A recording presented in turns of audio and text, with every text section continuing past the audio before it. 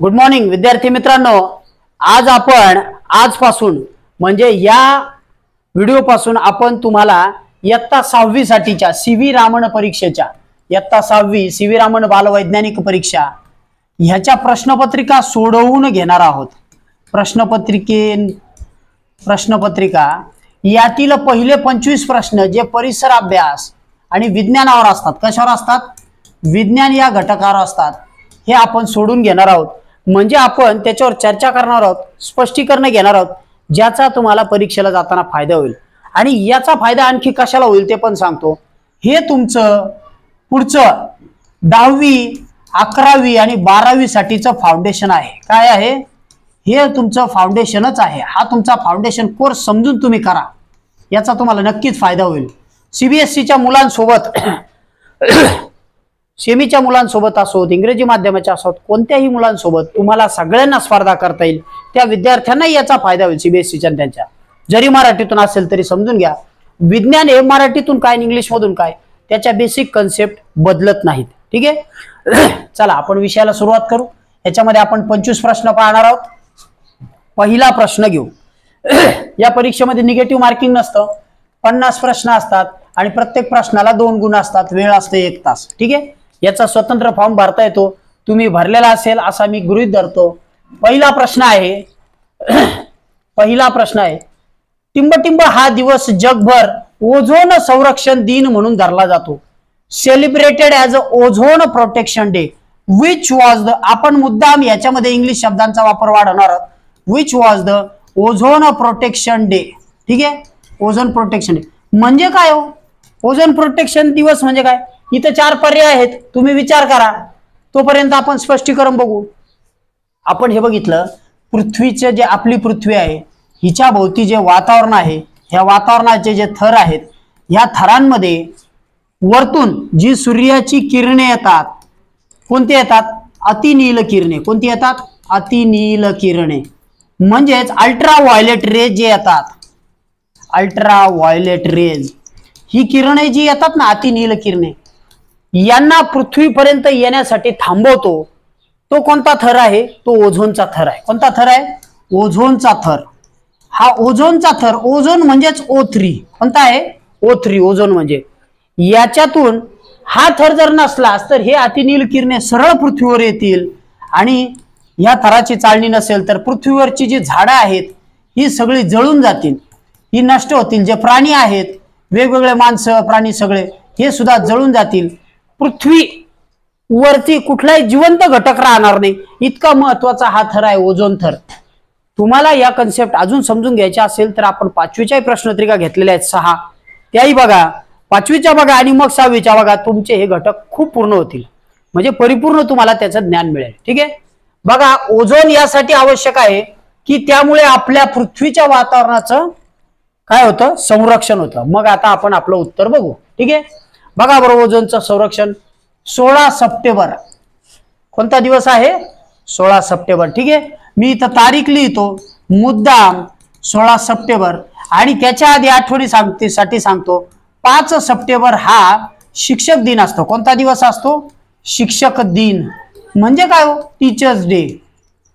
Teachers day असतो आणि त्याच्या आधी ओझोन डे असतो, त्याच्यानंतर काय असतो? त्याच्यानंतर ओझोन डे असतो। आलं लक्षात? म्हणजे 9व्या महिन्यामध्ये 16 सप्टेंबर हा तुम्ही लक्षात ठेवायचा आहे। ओके, चला पुढचा प्रश्न बघू।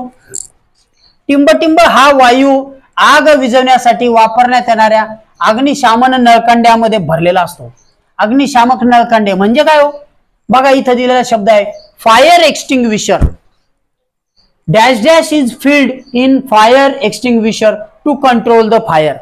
आग विझवण्याचं लाल नळकांड बघितलंय का तुम्ही? फायर एक्सटिंग्विशर काय असतं? त्याचं जे बुच्चन काढल्यानंतर काय होतं? झाकण काढलं की त्याचा जो फवारा आहे त्याच्यातनं पांढरी पावडर बाहेर पडते किंवा त्यामध्ये वायू भरलेला असतो। तो जोरात आल्यानंतर त्या आगेमध्ये असणारा ऑक्सिजन कमी पडतो आणि आग विझते। कोणता वायू भरलेला असतो? जर त्यात ऑक्सिजन असेल तर आग विझेल का? नाही, आग भडकेल। मग त्याच्यामध्ये कोणता वायू असतो? Carbon dioxide. कोणता वायू असतो त्याच्यामध्ये? कार्बन डायऑक्साईड म्हणजे कोणता असतो? CO2, बरोबर, CO2। कार्बन डायऑक्साईड, डाय म्हणजे काय? 2. मी काय सांगितलं होतं बघा, इथं C म्हणजे कार्बन, C म्हणजे काय आहे कार्बन, O म्हणजे काय ऑक्सिजन, ठीक आहे ऑक्सिजन. आता इथे या 2 चा अर्थ सांगतो. 1 असेल, कुठेही 1 असेल तर त्याला मोनो म्हणतात. काय म्हणतात? मोनो म्हणजे सिंगल. काय म्हणतात? सिंगल, ठीक आहे. त्याच्यानंतर 2 असेल तर त्याला डाय म्हणतात, डाय. आणि 3 असेल तर ट्राय म्हणतात. काय म्हणतात? ट्राय, ठीक आहे. म्हणजे काय, आता इथं O असेल नुसता तर हा मोनो ऑक्सिजन झाला, सिंगल, ओके O. त्याच्यानंतर O2 असेल तर 2 ऑक्सिजनचे 2 अणू झाले. हा जोडलेला असेल तर कार्बन डायऑक्साइड, 3 असतील तर ट्रायऑक्साइड होतो, ठीक आहे. जिथं असेल तिथं पुढे भविष्यात तुम्हाला ही कन्सेप्ट आपोआप कळेल. आता जरी लक्षात नाही आली तर एवढं लक्षात घ्यायचं, C म्हणजे कार्बन, O म्हणजे ऑक्सिजन. ऑक्सिजन हा एकटा कधीच राहत नाही विद्यार्थ्यांनो, तो कायम 2 अणूंमध्ये असतो. म्हणजेच ऑक्सिजन हा वायू जर विचार करायचा असेल तर O2 असतो. कसा असतो? O2. ऑक्सिजन म्हणजे O2, ठीक आहे. आणि मोनो म्हणजे सिंगल. मग आता आपण काय बघितलं की फायर एक्सटिंग्विशर मध्ये काय असतो हे इथं दिलेलं आहे बघा, कार्बन डायऑक्साइड, कार्बन डायऑक्साइड. डाय म्हटलं म्हणजे इथं दिलंय पहा, दिसतंय का डाय? याचं स्पेल तुम्ही झूम करून सुद्धा बघू शकता. बघा मी थोडं झूम करतो अजून, बघा आलंय लक्षात. इथं कार्बन डायऑक्साइड आहे, कार्बनचा मी दिली होती संज्ञा C, ऑक्सिजनची दिली 2, आणि हा डाय जो शब्द आहे इथं पण आहे बघा, डाय म्हणजेच 2, बरोबर. म्हणजे हा झाला कार्बन डायऑक्साइड, ओके. चला पुढचं बघू. तर आपण बघितलं की फायर एक्सटिंग्विशर मध्ये कार्बन डायऑक्साइड हा वायू असतो, म्हणजे CO2. आता तिसरा प्रश्न बघू आपण. तिसरा प्रश्न आहे, सजीव सजीव ज्या लहान लहान घटकांनी बनलेले असतात त्यांना काय म्हणतात? बघा आता याच्यात तुम्ही जर 5वीचा घटक अभ्यासलेला असेल तर तुमच्या हे लक्षात येईल की सजीव जर लहान लहान घटकांनी बनलेले असतात. मी परत एकदा सांगतो, मानवी शरीराचं किंवा सजीव शरीराचं सर्वात लहान घटक कोणता असेल तर तो घटक आहे पेशी. कोणता आहे? पेशी म्हणजे सेल्स. बघा, every human organism or human body has its a small unit that is called cells. काय म्हणतात त्याला? सेल्स. म्हणजे प्रत्येक लिव्हिंग ऑर्गॅनिझमचा शेवटचा घटक आहे स्मॉल मायन्यूट पार्टिकल, शेवट सगळ्यात असतो तो असतो पेशी, सेल्स. काय असतो? अवयव हे लाखो पेशींपासून तयार होतात. केंद्रक हा पेशीमध्ये असतो. परत बघतो मी काय सांगतो आता बघा, ही एक डायग्राम आहे. समजा मी एका पेशीची काढली तर ही पेशी आहे, हिला इथे पेशी लिहितो, हिचं नाव टाकतो, हिला इंग्लिश मधून सेल्स म्हणतात. बघा हे सेल्स आहे. या पेशीच्या आतमध्ये एक केंद्रक आहे, हा जो आतला भाग आहे याचं नाव मी टाकतो इथं, केंद्रक म्हणतात याला किंवा सेंटर म्हणतात, ठीक आहे, सेंट्रल पार्ट. याच्या आतमध्ये अशा प्रकारचे डीएनए असतात. काय असतात? डीएनए. ते आपल्याला पुढे अभ्यासाला येतील. त्याच्यानंतर इथं जे आहे ह्याच्यामध्ये हे सगळं हे पेशीचं काय आहे? पेशी द्रव्य आहे. आतमध्ये काय आहे? पेशी द्रव्य. आपण पेशीची रचना पाहत आहोत, पेशी द्रव्य आहे, ठीक आहे. आणि हे जे बाहेरचं आहे ना पेशीचं, याला पेशी आवरण म्हणतात. काय म्हणतात? Cell wall. पेशी आवरण, पेशी आवरण, सेल वॉल, बरोबर. याच्या आतमध्ये छोट्या छोट्या अशा मोकळ्या पोकळ्या असतात. पोकळ्या म्हणजे काय असतं? याला रिक्तिका म्हणतात. रिक्तिका हे हवेचे फुगे आहेत त्या पेशीच्या आतमध्ये. त्याच्यामध्ये पेशी लागणाऱ्या याच्यातला एम्प्टी वायू असतो तिथं, बरोबर. आणि पेशीच्या आतमध्ये जे दिसते ना लिक्विड, त्याला पेशी द्रव्य म्हटलं आपण. काय म्हटलं? द्रव्य. द्रव्य म्हणजे एक तुम्ही पाण्याची फुगा भरलेला बघा, इमॅजिन करा फुगा भरलाय, त्या फुग्यामध्ये एक छोटा फुगा आहे. तो छोटा फुगा आहे ना तो केंद्रक. काय आहे? केंद्रक. त्याच्या भोवती मोठ्या फुग्याची जी भिंत आहे त्याला पेशी आवरण म्हणतात, सेल वॉल. काय म्हणतात? सेल वॉल, ठीक आहे. आतमध्ये जे आहे ते पेशी फ्लुइड, सेल्स लिक्विड आहे. या रिक्तिका आहेत आणि हे आहे केंद्रक. आलं लक्षात? हे मी कशासाठी समजून सांगितलं की त्याने विचारलं सजीव ज्या लहान लहान घटकांनी बनतात त्या स्मॉल युनिट, ते सर्वात स्मॉल युनिट कोणतं आहे? तुमच्या आता विस्मरण होणार नाही, ते आहे सेल. काय आहे? सेल किंवा सेल्स, ठीक आहे. चला पुढे जाऊ. हे मायक्रो ऑर्गॅनिझम म्हणजे काय याच्यावर चर्चा केली. अवयव हे प्रत्येक माणसाला आहेत, हात पाय आहे ना, हात पाय डोके हे सगळे अवयव आहेत. केंद्रक मी तुम्हाला सांगितलं, पेशीच्या आतमध्ये जो हा छोटा भाग आहे याला केंद्रक म्हणतात किंवा याला इंग्लिश मधून न्यूक्लियस म्हणतात. बघा इथं स्पेलिंग दिलंय, न्यूक्लियस. न्यूक्लियस काय म्हणतात? न्यूक्लियस म्हणजे केंद्रक. 6वीला जरी तुम्ही घटक शिकत असाल तरी हा घटक इथून पुढे तुम्ही डॉक्टर होईपर्यंत तुम्हाला कामाला येणार आहे. 6वी 7वी 8वी 9वी. 6वीला एवढाच अभ्यास करायचा आहे, तो पुढे वाढत जाईल. 7वीला एवढा होईल, थोडा एवढा होईल, असाच तो थोडा थोडा खोल वाढत जातो. समजलं? चला पुढे बघू. त्यानंतर स्वतःचे अन्न स्वतः तयार करण्याच्या वनस्पतीच्या प्रक्रियेला काय म्हणतात? जेव्हा वनस्पती स्वतःचे अन्न स्वतः तयार करतात त्याला काय म्हणतात? कोण तयार करतं? मी ही कन्सेप्ट समजून सांगतो. बघा, ही एक वनस्पती आहे, हिला एक पान आहे, ठीक आहे. ह्या पानांवरती काय होतंय? तिला मुळांपासून अन्न पाणी मिळालं, वरतून सूर्यप्रकाश मिळाला, ठीक आहे. हे सगळे घटक आहेत. इथं पाणी आणि खनिजे मिळाली. काय मिळाली? खत किंवा खनिजे, ठीक आहे. खतामध्ये खनिजे असतात. मग आता वनस्पती स्वतः अन्न तयार करते. हे पाणी वरपर्यंत जातं. इथं जे काही फोटोसिंथेसिस होतं म्हणजे प्रकाश संश्लेषण होतं, बरोबर. पानांच्या आतमध्ये आपण आलेलो आहोत. आता बघा, आपण पानांच्या आतमध्ये आलेलो आहोत. ह्या पानांच्या आतमध्ये आपण थोडं वरवरची माहिती घेणार आहोत. ह्या पानांच्या आतमध्ये हिरवे हरित कण असतात. कोणते कण असतात? हरित कण. मग मला सांगा, हरित म्हणजे काय? हिरवे. हिरवे कण असल्यामुळेच तर पानं हिरवी दिसतात.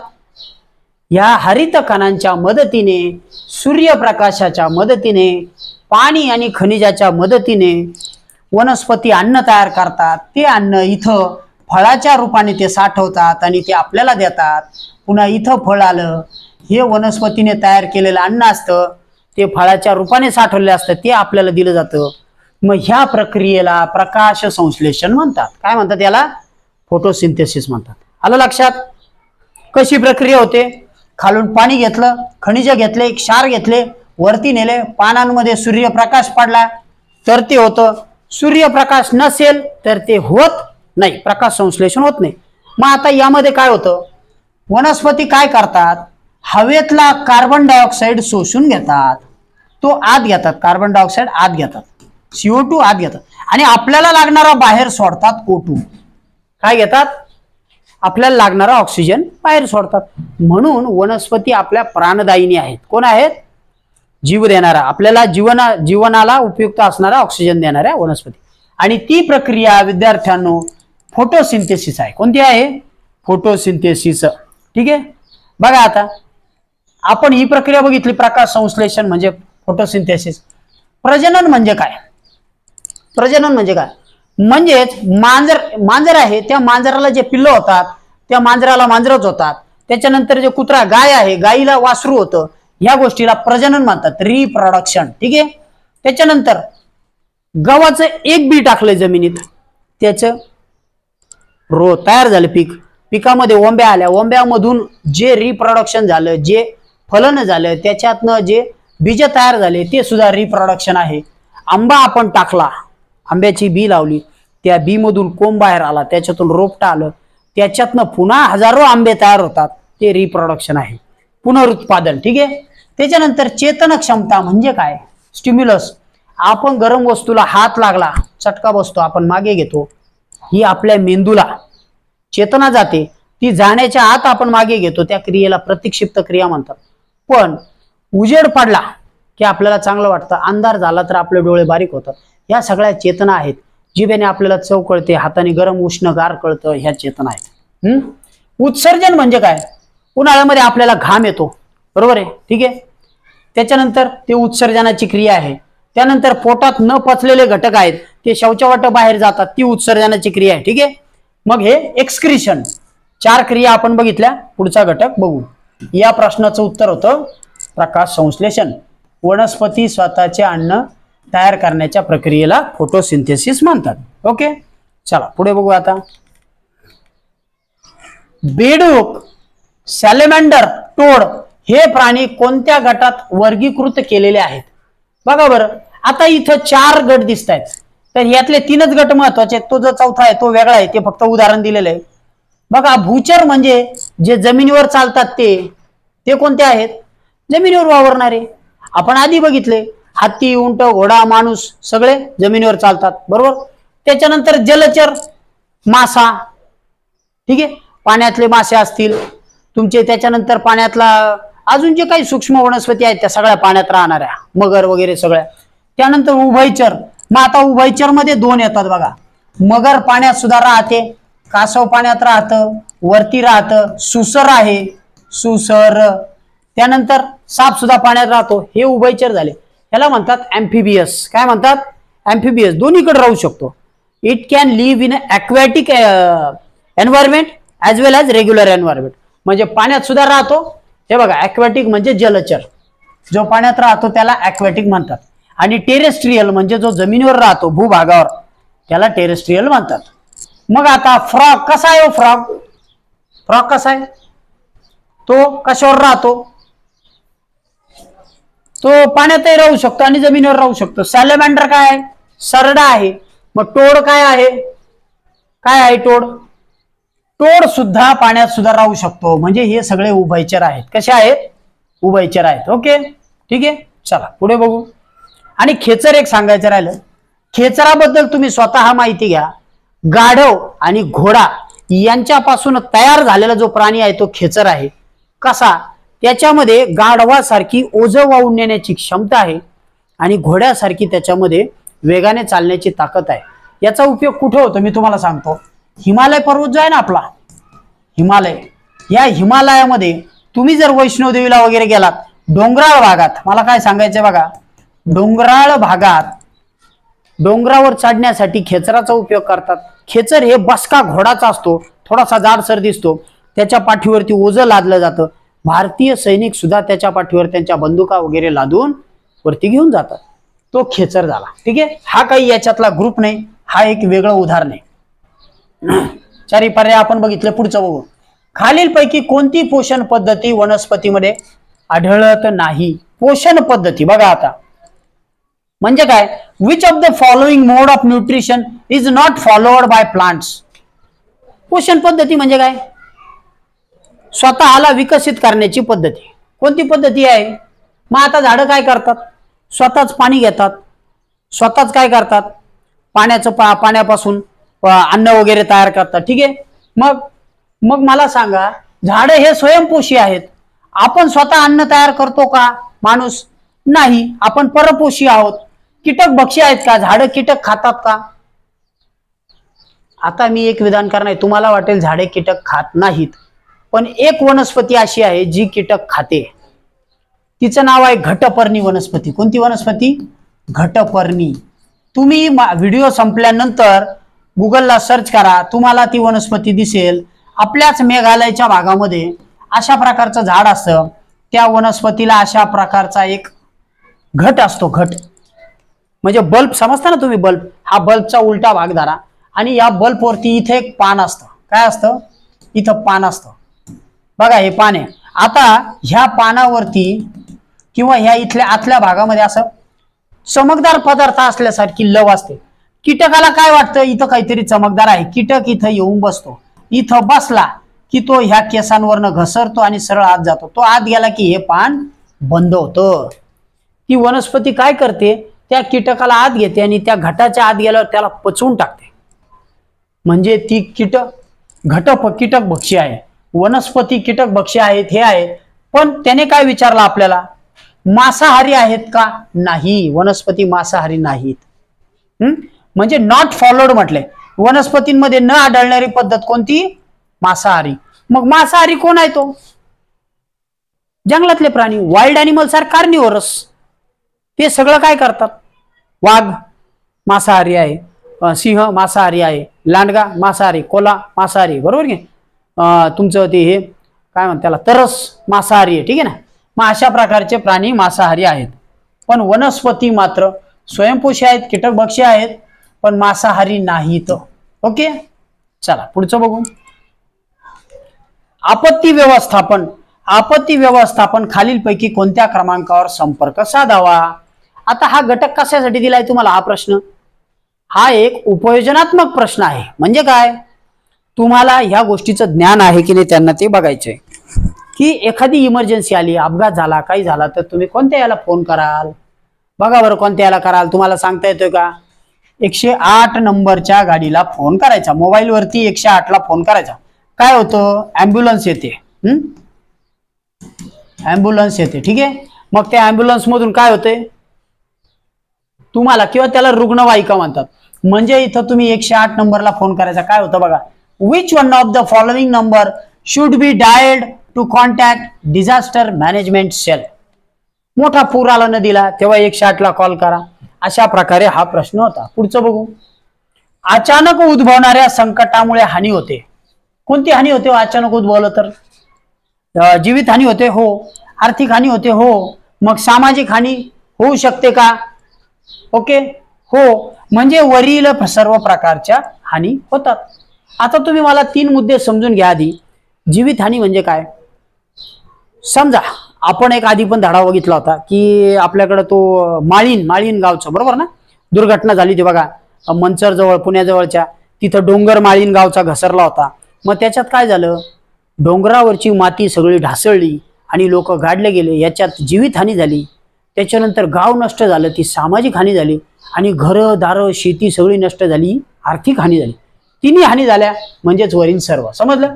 आपण उदाहरण घेतले. पुढचं बघू. मी तुमचा ताप मोजतो आणि तापमापी असतो. कोण आहे बघा बरं, ताप मोजतो, तापमापित असतो. मग तापमापित असणारा कोण? ताप मोजणारा कोण? तापमापित असतो तो कोण? पाणी असतं का? नाही. स्पिरिट असतं का? नाही. आयोडीन असतं का? नाही. मग पारा असतो. कोण असतो? पारा. पारा म्हणजे काय? तुम्ही जी तापमापीचा डायग्राम जर बघितला, तुमचा व्हिडिओ बघून झाल्यानंतर तुम्ही तापमापीचा फोटो बघू शकता. हे बघा, इथं शेवटच्या पॉइंट मध्ये इथं एक सिल्वर कलरचा घटक भरलेला असतो आणि इथं मार्किंग केलेलं असतं याच्यावरती तापमापीचं, ठीक आहे. ओके, म्हणजे हे खाली जे आहे ना, हा आहे पारा. पारा हा द्रव घटक आहे, द्रव धातू आहे. काय आहे? द्रव धातू. तो लिक्विड असतो, म्हणजे तो बॉटल मध्ये भरून ठेवावा लागतो. तो लोखंडासारखाच धातू आहे तो, पण तो हालतो, ठीक आहे. पारा भरलेला असतो, त्यालाच इंग्लिश मधून म्हणतात मर्क्युरी. काय म्हणतात? मर्क्युरी. मग आता आयोडीन कशात आहे? आयोडीन तुम्ही बघितलं असेल, तुमच्या शाळेत जखम लागली की एखाद्याला काही जखम झाल्यावर शिक्षक लावतात बघा ते आयोडीन. हेच आयोडीन मिठामध्ये सुद्धा असतं. मिठामध्ये जर आयोडीन असलं, आपण जर ते मीठ, आयोडीनयुक्त मीठ खाल्लं तर गलगंड होत नाही. म्हणजे काय? काही लोकांना तुम्ही बघितलं असेल मानेला गळू येतो, त्याला ग्वायटर म्हणतात. गलगंड होतो, तो आयोडीनयुक्त मीठ न खाल्ल्यामुळे होतो, ठीक आहे. तो पण प्रश्न आहेत, पुढे येतील ते प्रश्न आपल्याला. स्पिरिट कशात असतं? प्रयोगशाळेत जो लाईटचा दिवा असतो ना, त्याच्यामध्ये स्पिरिट असतं, ठीक आहे, जो लिक्विड असतं त्याच्यात. आणि पाणी आपल्याला माहिती आहे. मग आता आपण काय बघितलं, तापमापीमध्ये काय असतो? पारा. ओके, पुढचा प्रश्न बघू. कापराच्या वड्या असलेली डबी उघडली की लगेच कापराचा वास येतो, असे का होते? कशामुळे होते? बघा बरं, कशामुळे होते असं? कापराची डबी उघडली की वास येतो. कोणती क्रिया आहे? मी मागे समजून सांगितलं होतं. उत्कलन म्हणजे उकळतं का? कापूर उकळतो का? उत्कलन म्हणजे उकळणे. उकळणे आहे का? नाही. संगणन, कन्सोलिडेशन, ते एकत्र होतं का? कंडेन्शन होतं का? कंडेन्शन नाही. विलयन, मेल्टिंग होतं का? म्हणजे वितळतंय का? नाही. मग संप्लवन होतं. संप्लवन म्हणजे काय? मी समजून सांगतो बघा. पदार्थाच्या 2 ते 3 प्रकारच्या अवस्था आहेत. एक आहे जल, बरोबर, म्हणजे द्रव अवस्था, स्थायू अवस्था आणि वायू अवस्था. बघा मी परत सांगतो, स्थायू, वायू आणि द्रव, ठीक आहे. मग आता आपण पाणी घेतलं, पाणी उकळायला लावलं, काय होतंय? पाणी द्रव होतं, उकळायला लागले की वाफ होते. म्हणजे आधी द्रवाला उष्णता दिल्यानंतर वाफ होते.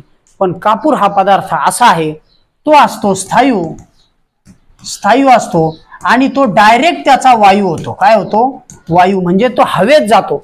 स्थायूचं एकदम वायू होणं म्हणजे संप्लवन. काय होणं? सब्लिमेशन. काय म्हणतात त्याला? सब्लिमेशन. आता याचंच एक उदाहरण असं म्हणता येईल, तसं ते परफेक्ट होणार नाही. पेट्रोल जे आहे ना, पेट्रोल जे आहे ते द्रव असतं आणि द्रव पेट्रोल जर तुम्ही तसंच उघडं ठेवलं, बघा एखाद्या वेळी तुमच्या वडिलांनी गाडीची टाकी उघडली, त्यातनं वाफ येते बघा, त्या पेट्रोलची लगेच वाफ होते. ती जी एखाद्या पदार्थाचं रूपांतर वाफेत होणं, याला म्हणतात संप्लवन, ठीक आहे. म्हणजे कापराच्या वडीची डबी उघडली की काय होतं? संप्लवन होतं, संप्लवन. ठीक आहे, पुढचं बघू. खालीलपैकी कोणता धागा कृत्रिम रेशीम धागा म्हणून ओळखला जातो? धाग्यासाठी तुम्ही परिसर घटक अभ्यासाला हवा, कारण त्याच्यामध्ये बरंच दिलंय बघा. Dash dash of following non as a synthetic silk. कशाला सिंथेटिक? म्हणजे नंतर तयार केलेलं सिल्क आहे. आता रेशीम कशापासून तयार होतं? रेशमाचा किडा जो आहे ना, तो दिवसभर तुतीच्या पानांवर चढतो, खातो. खाल्ल्यानंतर स्वतःभोवती कोश तयार करतो. तो कोश उकळला जातो, त्यातून धागे काढले जातात. ते झालं नैसर्गिक रेशीम. पण हे सिंथेटिक रेशीम याचा प्रकार कोणता आहे? कोणता आहे सिंथेटिक रेशमाचा? तो आहे रेवॉन. कोणता आहे? रेवॉन. रेवॉनचं मटेरियल बघा, मुली जे वापरतात ना, मुलींचे काहींचे ड्रेस असतात बघा. तुम्ही दुकानात गेल्यानंतर जर म्हणले रेवॉनचा ड्रेस दाखवा, तर ते ड्रेस असतात तशा प्रकारे. त्याच्यात तो धागा आपल्याला सापडतो.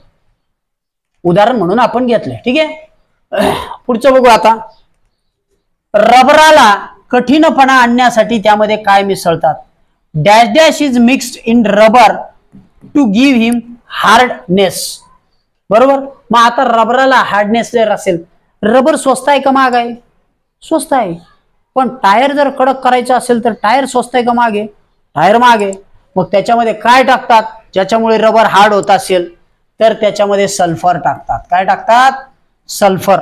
म्हणजे त्याच्यात गंधक हा पदार्थ टाकला जातो. ठीक आहे, त्याच्यात ॲल्युमिनियम नाही, कार्बन नाही, फॉस्फरस, सल्फर टाकतात. ओके, पुढचं बघू. लाभदायक सूक्ष्मजीवांना काय म्हणतात?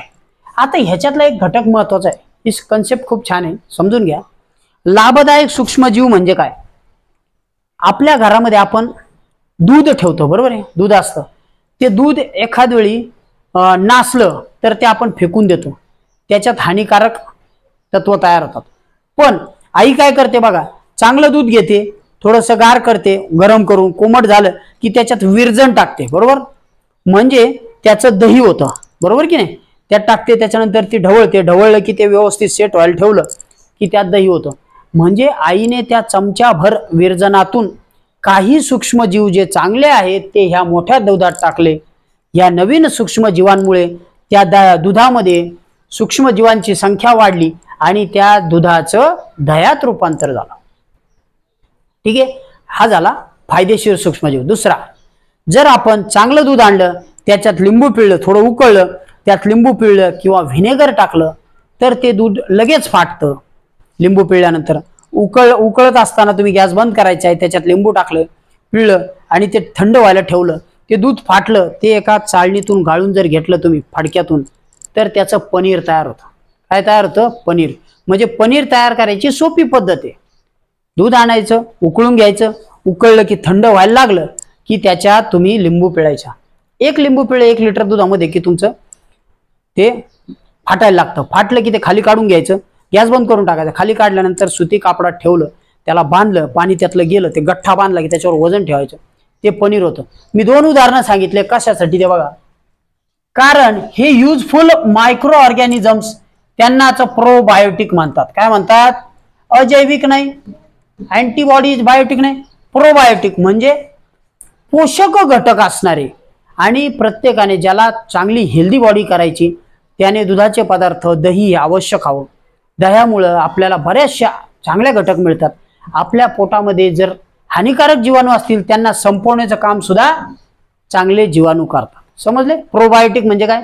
दही प्रोबायोटिक आहे. तुम्हाला त्याचे उदाहरण विचारलं जाऊ शकतं. पुढचा प्रश्न बघू. ॲनिमिया, पंडुरोग हा आजार टिंबटिंबच्या कमतरतेमुळे होतो. कशामुळे होतो ॲनिमिया हा आजार? बघा बरं, ॲनिमिया कशामुळे होतो? म्हणजे काय? ॲनिमिया म्हणजे काय? महाभारतामध्ये पांडवांचे जे वडील होते ते होते पंडुराजा. राजा पंडू. त्यांचं रक्त सारखं कमी व्हायचं, त्यांना पंडू रोग झालेला होता. तेव्हापासूनच ह्याचं रोगाचं नाव आहे पांडुरोग. म्हणजे काय? तर याच्यामध्ये तुमचा एक घटक रक्तात कमी पडतो. कोणता घटक असतो तो? तो असतो लोह. लोह म्हणजे आयर्न. ठीक आहे, आयर्न. आता मी काय नीट सांगतोय ते सर्व मुलांनी ऐकायचं नीट. बघा, हे लोह म्हणजे लोखंड आहे. हा घटक आपल्याला पौष्टिक असतो. तो कशातून जातो असे सुद्धा प्रश्न विचारले जातात. बीट लाल रंगाचा आहे, गाजर लाल आहे, टोमॅटो, ठीक आहे. त्याच्यानंतर शेंगदाणे, शेंगदाणे, गूळ. बघा हे पदार्थ हे परीक्षेला सुद्धा विचारतील आणि तुम्ही नियमित खायचेत. या पदार्थांमधून तुम्हाला लोह मिळतं. जर नसल मिळत तर फॉलिक ऍसिडच्या गोळ्या डॉक्टर देतात. फॉलिक ऍसिड, ठीक आहे. Folic acid, okay. फॉलिक ऍसिडच्या गोळ्या डॉक्टर देतात, इथं लिहितो, ठीक आहे. मग या गोळ्यांमधून सुद्धा लोह वाढतं. मग ह्याच्यासाठी लोह जर टिकून धरायचं असेल तर व्हिटॅमिन सी लागतं. ते तुम्हाला लिंबातून मिळतं. रोज ज्याला लोह कमी पडतंय त्याने लोहाचे घटक तर घ्यायचेच, पण व्हिटॅमिन सी लिंबू मात्र रोज वापरायचं. कारण लोह, व्हिटॅमिन सी जर नसेल तर तुम्ही खाल्लेलं लोह तसंच निघून जाईल शरीरातून. आलं लक्षात? म्हणजे आपल्याला पांडुरोग न व्हावा. पांडुरोग कशामुळे होतो तर लोह कमी पडल्यामुळे. मग पांडुरोग नको असेल, ॲनिमिया नको असेल तर हे पदार्थ रोज खा. बीट, गाजर, टोमॅटो, शेंगदाणे, गुळ चिक्की. त्यानंतर मांसाहारी पदार्थांमध्ये सुद्धा लोह काही प्रमाणात आपल्याला मिळतं, ठीक आहे. अनेक घटक आहेत, तुम्ही ते समजून घ्या. बाजरीच्या भाकरीत सुद्धा आहे, नाचणीमध्ये सुद्धा आहे. ज्यांचे रंग घट्ट काळसर आहेत त्या पदार्थांमध्ये आहे. आपल्या शरीराचे तापमान नेहमी टिंब सेल्सिअसच्या जवळ असते. Our body temperature is usually remains constantly approximate. कितीच्या जवळ असतो आपलं टेम्परेचर? बघा बरं, आपण डॉक्टरकडे गेलो, डॉक्टर काय म्हणतात, तुझं तापमान थोडं वाढलेलं आहे, म्हणजे तुला जरा ताप येतोय, तर आपलं बॉडी सेल्सिअस टेम्परेचर असतं 37 डिग्री सेल्सिअस. हा जो वरचा 0 आहे ना, याला म्हणतात डिग्री. काय म्हणतात? डिग्री. आणि मापन आहे सेल्सिअस, ठीक आहे, सेल्सिअस. ओके, चला पुढचं बघू. मानवी शरीरातील सर्वात लांब आणि मजबूत हाड टिंब मध्ये असते. सर्वात लांब आणि मजबूत हाड कशामध्ये आहे? बघा, आता तुमच्या शरीराला हात लावून बघा, तुमचं डोकं, हात दाबून बघा. दुसऱ्याचं दाबलं तर तो तुम्हाला ठोसा टाकेल, त्याचं दाबू नका, ठीक आहे. स्वतःच हाड आणि डोकं दाबून बघा, कशात असेल सर्वात लांब हाड? ओके, मांडीमध्ये. आपल्या मांडीमध्ये तुम्ही तुमच्या स्वतःच्या मांडीला जर हात लावला, त्याच्या आतमध्ये जे मोठं आहे ना, मोठं हाड, ते मजबूत ताकदवान असतं. जुना आदी मानव जो पळायचा ना, तो काय करायचा? त्याच हाडांचे शस्त्र करायचा. म्हणजे हत्तीची हाडं असतील, कशाची हाडं असतील, बळकट हाडांचा शस्त्र म्हणून वापर करायचा, ठीक आहे. मजबूत हाड कशामध्ये असतं? मांडीमध्ये. ओके, चला पुढचं बघू. बघा, आपण आता 16वा प्रश्न बघितला. मानवी शरीरात सर्वात लांब हाड मांडीमध्ये असतं. सर्वात लांब हाड आपल्या पायाची जी मांडी आहे, खुब्यामध्ये जो बसलेला आहे इथं, हे जे हाड आहे, हे गुडघ्याच्या वरचं, हे सर्वात मोठं हाड आहे, ठीक आहे, मोठे हाड. मग आता सर्वात लहान हाड कुठं आहे? सर्वात लहान हाड कुठे आहे? लहान हाड तर ते आहे आपल्या कानामध्ये. आपल्या कानामध्ये सगळ्यात शेवट मागे जो भाग असतो असा, याच्यामध्ये एक शेवटी कडी असते लहान, कानाच्या मागील भागात, म्हणजे ज्याला अंतरकान म्हणतात. काय म्हणतात? अंतरकान. या अंतरकानाच्या भागामध्ये एक छोटीशी कडी असते, ती असते सर्वात लहान भाग, ठीक आहे, हाड. ओके, पुढचं बघू. त्याच्यानंतर घड्याळाचा मिनिट काटा बरोबर 60 मिनिटात एक फेरी पूर्ण करतो. या गतीला काय म्हणतात? खूप छान मुद्दा आहे. कोणती गती म्हणतात हिला? एक्झॅक्ट बघा. A minute hand of a clock completes one round exactly 60 minutes.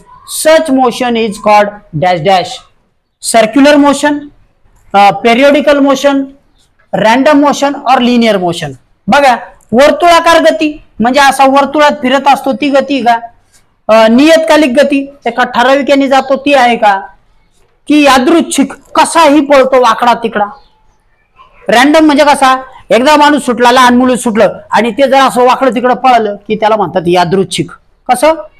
शब्द बघा, शब्द म्हणून बघा, यादृच्छिक. ओके, मग तसं नाही. ती कशी आहे? नियतकालिक, ठराविक वेळेने. नियतकालिक, इथं काल महत्वाचा आहे. काय महत्वाचा आहे? काल. म्हणजे तो काटा बरोबर ठराविक वेळेला ठराविक ठिकाणीच असतो. 15 मिनिटांनी इथं असतो, 30 मिनिटांनी इथं असतो, 45 मिनिटांनी इथं असतो आणि 60 मिनिटांनी इथं असतो. म्हणजे याचा काळ ठरलेला आहे. कसा आहे? ठरलेला. म्हणून ह्या गतीला म्हणतात नियतकालिक गती. आलं लक्षात? घड्याळाची गती कशी असते? Periodic motion. काय आहे शब्द? पिरियड. पिरियड म्हणजे वेळ, पिरियॉडिक. ओके. मोशन, मोशन म्हणजे गती. ठीक आहे. हेच फाउंडेशन आहे विद्यार्थी मित्रांनो. पुढे तुम्हाला हेच फाउंडेशनला येणार आहे. पुढचं बघू. खालील पैकी कोणते उदाहरण यादृच्छिक गतीचे आहे? आपण आता जे म्हटलं ना, मी मुद्दाम तो शब्द रिपीट केला, यादृच्छिक, random motion. Which of the following is an example of random motion? पृथ्वीचे सूर्याभोवती फिरणे. पृथ्वी सूर्याभोवती कशी पण फिरते का? अशी वाकडी तिकडी चेंडू सारखी. मग तर आपण घरंगळून जाऊ. तसं होत नाही. मग सतारीची छेडलेली तार, सतारीची तार इकडे येते तिकडे जाते, कशी आहे? छताला टांगलेला पंखा तो कसा आहे? तो वर्तुळाकार फिरतो. त्याच्यानंतर आकाशातून भक्ष्याचा शोध घेणारी घार बघा बरं आता कशी आहे. कोणतं उदाहरण आहे? होय, आकाशातून शोध घेणारी घार आहे ती.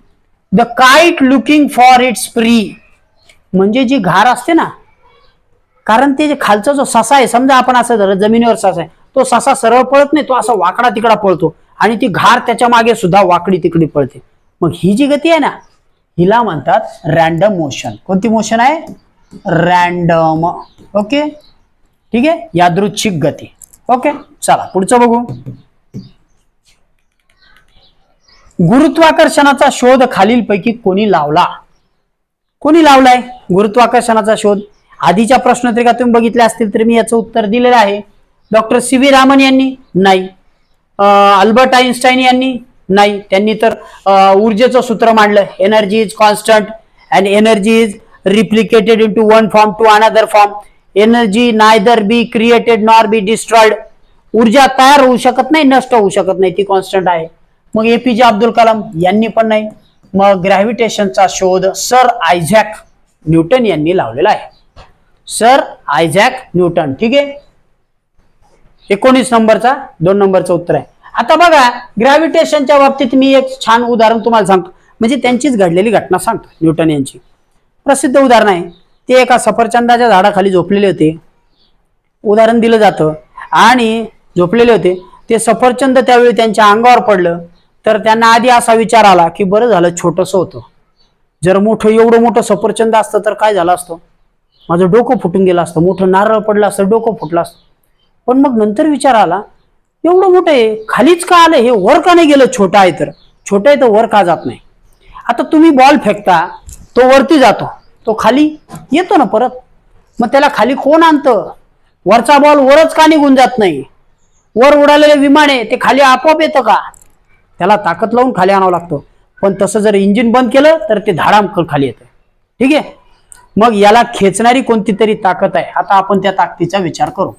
ही पृथ्वी आहे बघा. इथं पृथ्वीच्या आतमध्ये बरेच घटक आहेत. ठीक आहे. मग याच्यामध्ये पृथ्वी स्वतः एका चुंबकासारखी आहे. कशी आहे? चुंबकासारखी. आतमध्ये लावा रस आहे. कोणता रस आहे? लावा रस. पृथ्वीच्या केंद्रकामध्ये हे सगळं इथं जे मिक्सचर आहे हे लिक्विड आहे आणि हे काय करतं? चुंबकासारखं वागतं. मग हे चुंबक आहे ना आपल्याला खेचून धरतं. इथं प्रत्येक वस्तूला ते आपल्याकडे खेचतं, पृथ्वीकडे खेचत राहतं. म्हणजे माणूस किती जरी वर उडाला, बरोबर, वरती जरी उडाला तरी परत त्याला पृथ्वी स्वतःकडे खेचते. तिच्या या खेचण्याला पृथ्वी आपली गुरुत्वीय ताकद वापरते. पृथ्वी आपला गुरु समजा, ही गुरुत्वीय ताकद वापरते. ह्याला म्हणतात गुरुत्वाकर्षण शक्ती. या गुरुत्व आकर्षणाचा शोध सर आयझॅक न्यूटन यांनी लावला. समजले?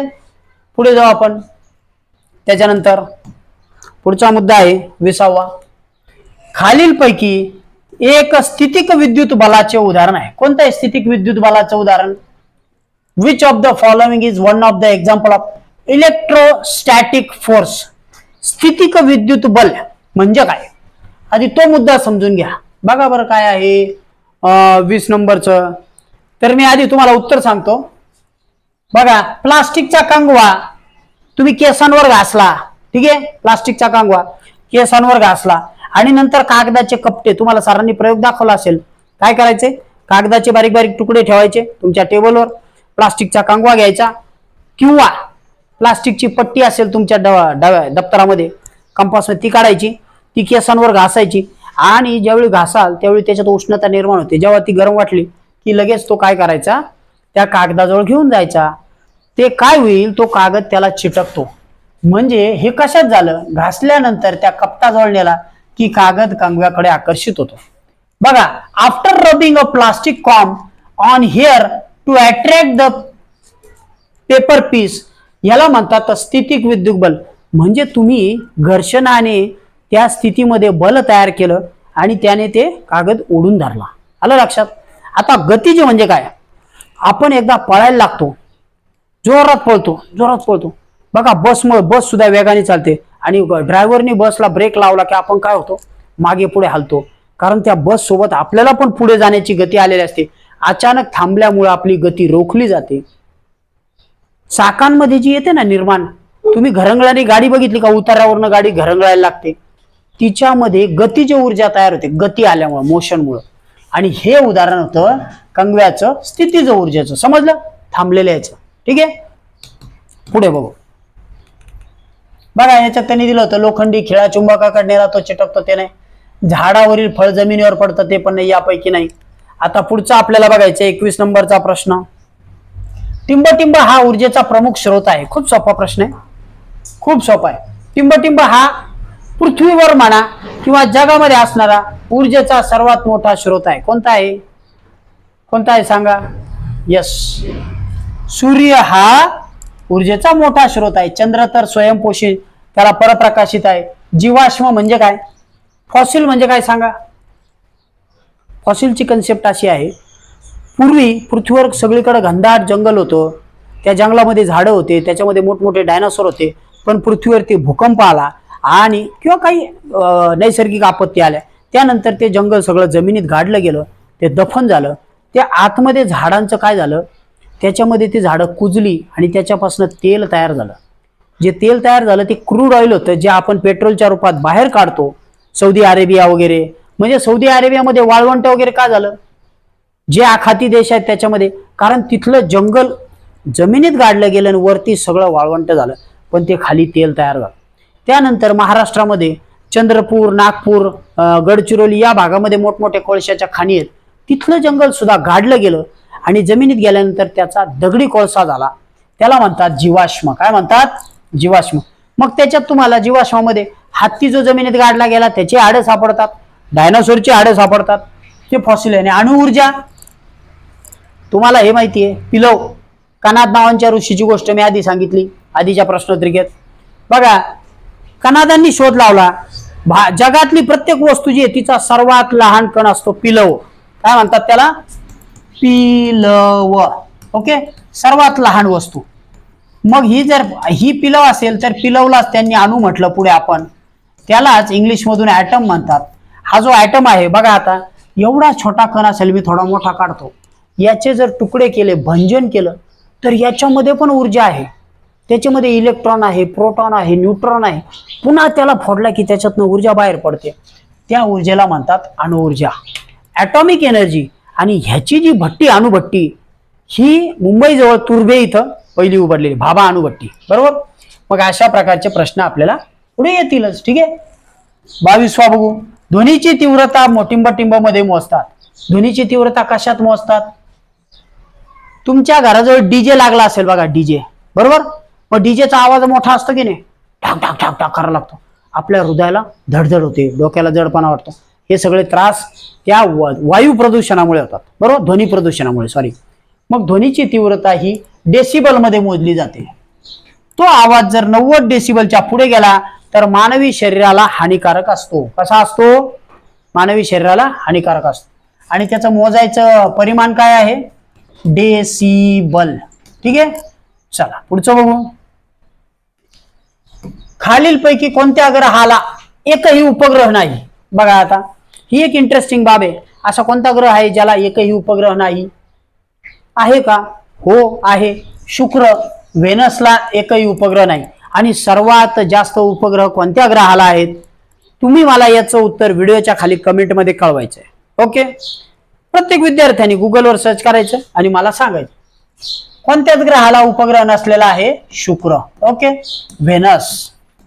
म्हणजे व्हेनसला 0 उपग्रह आहेत। पृथ्वीला मी जर असं म्हटलं पृथ्वीला 10 उपग्रह आहेत तर चालेल का? मग पृथ्वीला किती आहेत? एकच उपग्रह आहे। कोणता आहे? चंद्र। कोणता आहे? ठीक आहे, चंद्र, एक उपग्रह आहे। सर्वात जास्त कशाला आहे ते तुम्ही शोधणार आहात। पुढचं बघू, तोंडातील लाळे टिंबटिंब नावाचे विकर असते। तोंडातील लाळेमध्ये माल्टोज नाही, पेप्सिन नाही, म्युकस नाही, टायलिन। म्युकस म्हणजे काय सांगा बरं?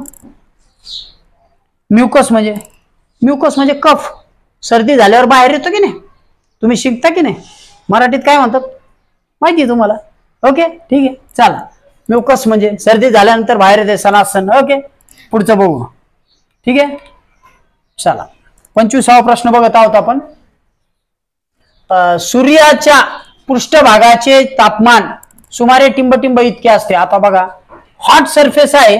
हॉट सरफेस म्हणजे सर्वात, असं म्हटलं जातं की जगातला सर्वात, अवकाशामधला सर्वात उष्ण भाग कुठं असेल तर सूर्यावर आहे।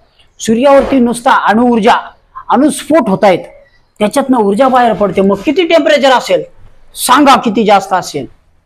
असं नाहीये, 6000 डिग्री सेल्सिअस पर्यंत तापमान आहे सूर्याच्या, बरोबर?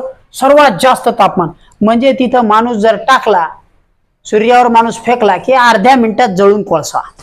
अर्धा मिनिट सुद्धा खूप झाला, ठीक आहे। पुढचा प्रश्न बघू, चला। तर आपण 25वा प्रश्न बघितला की सूर्याच्या पृष्ठभागाचे तापमान 6000 डिग्री सेल्सिअस असते। आता आपण पुढचं पाहत आहोत, खालीलपैकी कोणत्या रोगाची लस उपलब्ध नाही?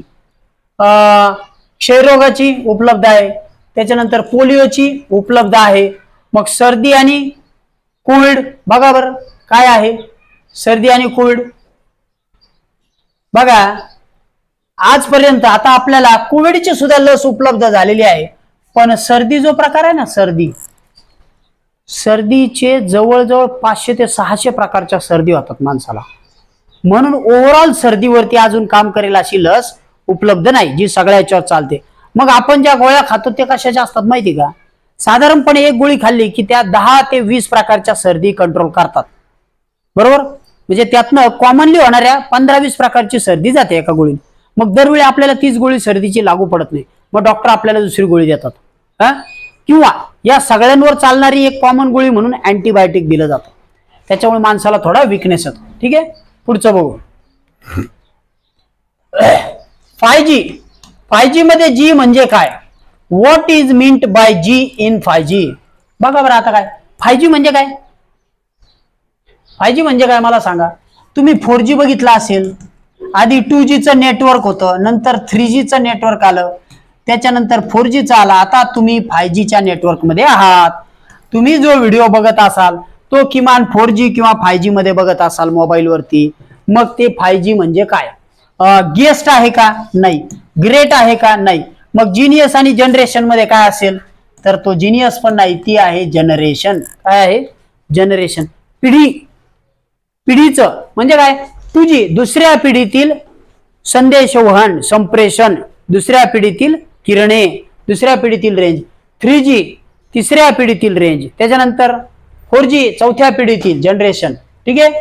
G for generation. पुढचं बघू, वीज बचतीच्या दृष्टीने कोणते विद्युत दिवे वापरणं आवश्यक आहे? मग टंगस्टन लॅम्प नाही, सोडियम वेपर लॅम्प नाही। हा सोडियम वेपर लॅम्प कुठे तुम्ही पाहिलेला आहे कधी? जुन्या चित्रपटामध्ये तुम्ही शिवरायांचे चित्रपट बघा, किंवा त्या काळात जुने जे काळे ज्यातले होते त्याच्यामध्ये काही लोक कंदील डोक्यावर घेऊन चाललेले आहेत बघा, तर ते जे होते ना ते सोडियम वेपर लॅम्प होते। आम्ही स्वतः बघितलेले ते, आता तुम्हाला बघायला मिळणार नाही। टंगस्टन म्हणजे पिवळा दिवा, ज्याच्यामध्ये पिवळ्या कांडीचा फिलामेंट असतो आणि पिवळा उजेड पडतो। तर आता तुम्ही विजेची बचत करण्यासाठी कोणते दिवे वापरायचे सांगा बरं? त्याच्यासाठी तुम्ही LED दिवे वापरायचे। कोणते? LED, ठीक आहे। चला पुढचं बघू, पुणे येथील आयुका संस्थेमध्ये कोणत्या विषयाचे संशोधन केले जाते? ही खूप छान संस्था आहे पुण्यामध्ये, विद्यापीठाच्या परिसरामध्ये, युनिव्हर्सिटीच्या। मी स्वतः संस्थेत जाऊन पाहून आलेलो आहे। इथं जयंत नारळीकरांसारखे विद्वान शास्त्रज्ञ आहेत, त्यांचे पण संशोधन त्या संस्थेला मदत झालेली आहे। तर या संस्थेमध्ये कोणत्या प्रकारचं संशोधन होतं, तर तिथं खगोलशास्त्राचं संशोधन होतं. म्हणजे खगोलशास्त्र म्हणजे काय, पृथ्वी, वातावरण, खडक, सगळं सगळं भूगोलाच्या दृष्टीने जो अभ्यास आहे ऍस्ट्रॉनॉमीचं अध्ययन तिथे होतं. आता या घटकातला आपण परिसर मधला शेवटचा प्रश्न पाहत आहोत. खालीलपैकी कोणत्या शास्त्रज्ञाची जयंती फेब्रुवारी महिन्यात येते? बघा बरं, 4 शास्त्रज्ञ दिलेले आहेत. ठीक आहे, बघा इथं 4 शास्त्रज्ञ दिलेत. डॉक्टर सी व्ही रामन यांची जयंती येते का, होमी भाभा यांची येते का विक्रम साराभाई यांची येते? बघा बरं काय आहे, यापैकी कुणाचीही येत नाही. यापैकी कुणाची जयंती येत नाही. मग तुम्ही यांच्या ज्या जयंती येतात त्याचे साल काढा, ते समजून घ्या आणि मलाही कमेंटमध्ये टाका. ठीक आहे, आपण 30 प्रश्न या घटकातले बघितलेले आहेत. 6वीला 30 प्रश्न विज्ञानावरती होते. 2022 सालची प्रश्नपत्रिका आपण पाहिलेली आहे. तुम्हाला जर व्हिडिओ आणि घटक आवडला असेल तर त्याला लाईक करा, आपल्या मित्रांना कळवा आणि परीक्षेला अवश्य बसा. ओके, चला थांबतोय. Good day, bye.